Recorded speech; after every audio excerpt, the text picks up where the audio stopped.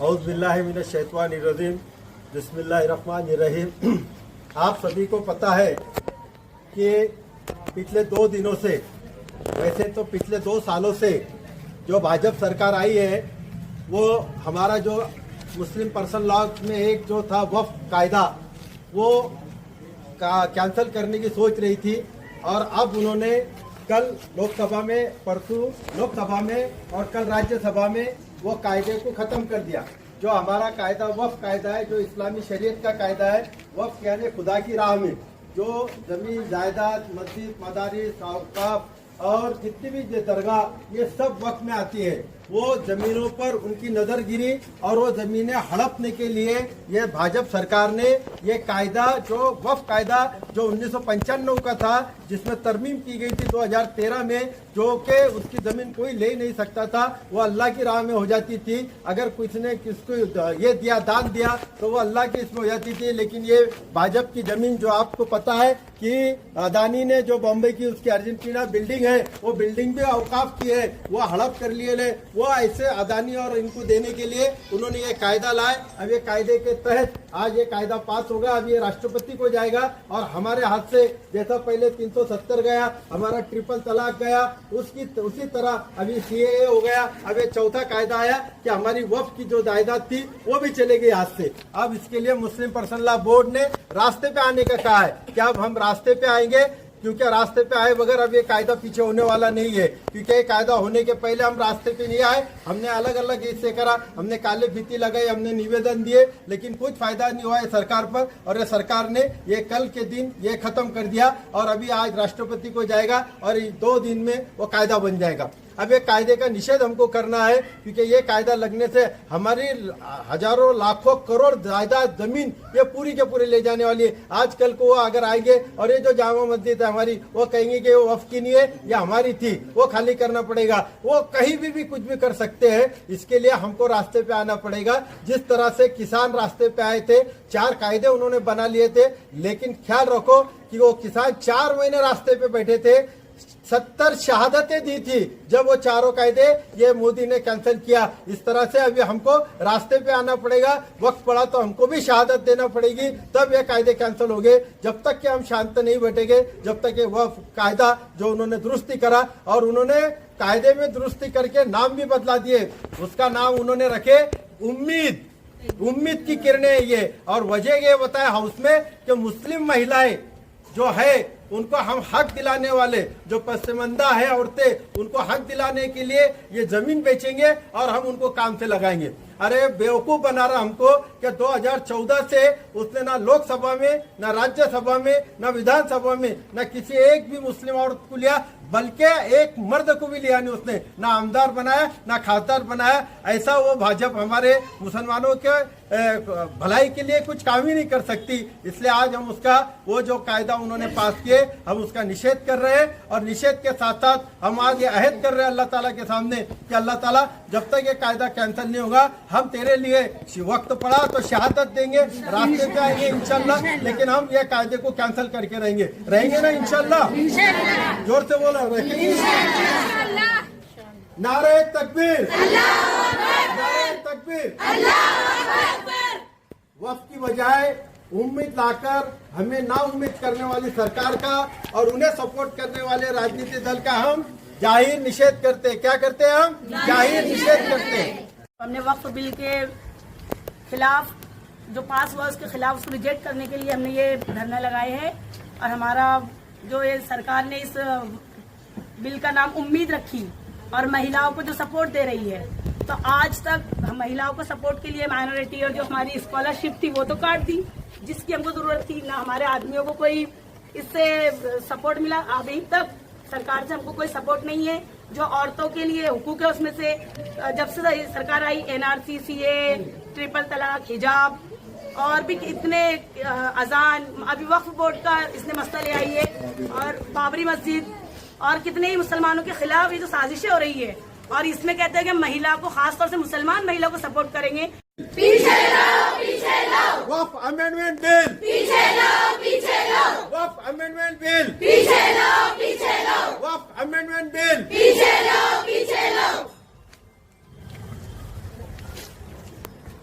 अभी मैं इंग्लिश में बोलूंगा, वही रिजेक्ट, तुमने बोलना वक्फ बिल बोल रहा था, वही रिजेक्ट, वही रिजेक्ट, वही रिजेक्ट, वही रिजेक्ट।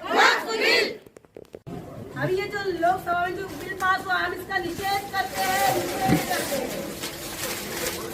हाल के पेट को गुस्से में एक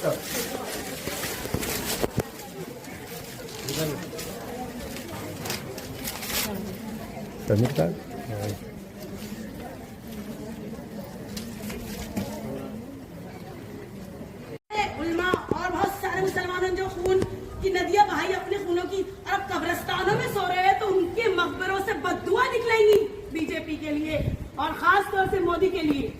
कब्रों में सुकून से नहीं सोने दे रहा है, हमारी कब्रों को अपनी जायदाद बता रहा है, वक्फ की चीजों को, सदका खैरात को हुकूमत अपना बना रही है। तो इससे बदतरीन हुकूमत तो कोई नहीं मैंने देखी। क्या अभी तक क्या किया हमारे लिए? हमारी हर चीज हड़पने के लिए, तो कब्रों और मकबरों में तो सुकून से रहने, तो हमारी मस्जिदों, हमारे दरगाह, हमारी जो सुकून हासिल करते हैं हम जहाँ पर, तो वो भी हमसे छीन लिया जा रहा है।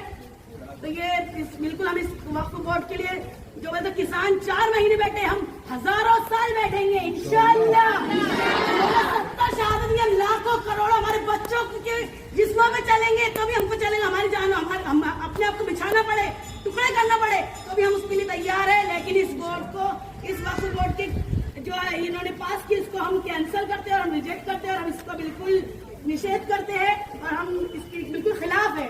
और हम बिल्कुल अब सड़कों पर आने के लिए तैयार है। खासतौर से पहले जो महिला जो उम्मीद भी निकाल के महिलाओं को जो सपोर्ट है, तो महिलाएं, एक भी महिला अगर इसके जिसको बोलेंगे सपोर्ट में होंगी, सब इसके खिलाफ है। एक भी महिला इसके सपोर्ट में नहीं है।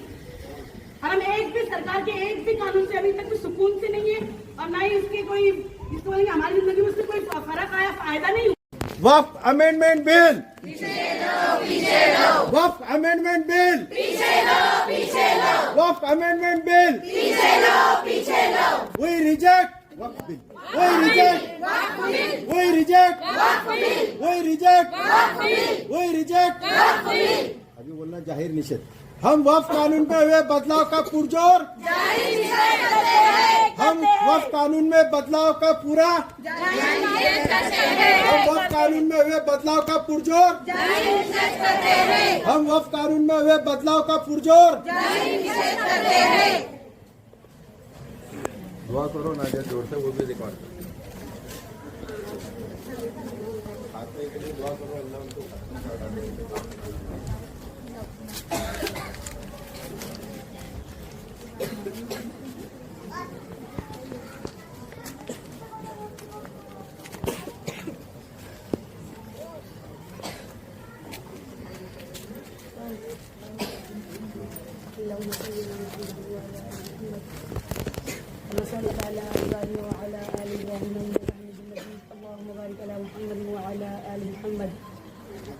कमा बारकता अला इब्राहीम व अला आलि इब्राहीम इन्नका हमीदुम मजीद।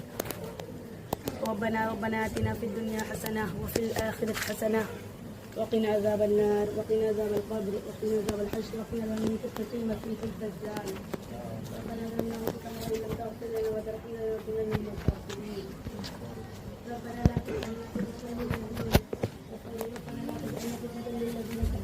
اللهم اهدنا فيمن هديت وعافنا فيمن عافيت وتولنا فيمن توليت या अल्लाह या रहीम या करीम रब मुसलमानों के हालों पर खास रहम फरमा। अल्लाह मुसलमानों के आप खास मददगार हो जाइए रब करीम। अल्लाह इस बिल को हमारे हक में कर दीजिए रब करीम। अल्लाह काफिरों के जोर को तोड़ दीजिए रब करीम। ये दज्जाली और मसीह दज्जाल के फितने हैं रब करीम, इससे पूरे मुसलमानों की हिफाजत फरमा। अल्लाह जिस तरह फ़लस्तीन के लिए आप गैबी आपकी नुसरत होती है और मदद होती है, जिस तरह आप अमेरिका को बर्बाद और तबाह कर रहे हैं, अल्लाह मुसलमानों पर हिंदुस्तान और हर मुल्क में जो जुल्म और जोर हो रहा है रब करीम, उसको भी तबाह और बर्बाद फरमाइए। मुसलमानों को हिम्मतें और ताकतें दीजिए रब करीम। अल्लाह हमें मुजाहिद इस्लाम बना, हमारी औलादों को मुजाहिद इस्लाम बना। इस वक्त के लिए अल्लाह हम हर तरीके की कोशिश करने के लिए तैयार है। हम अपनी जानों के नजराने आपके सामने आज ही पेश करते हैं। लब्बैक या अल्लाह लब्बैक, हम हाजिर है इस बिल के लिए रब करीम। हम सबको कबूल फरमा, हमारे अंदर जज्बा अता फरमा, हिम्मत अता फरमा। तेरी राह में शहीद होने की ताकत अता फरमा, वतन से सच्ची मोहब्बत करने वाला, वतन के लिए वक्फ होने वाला हम सबको बना।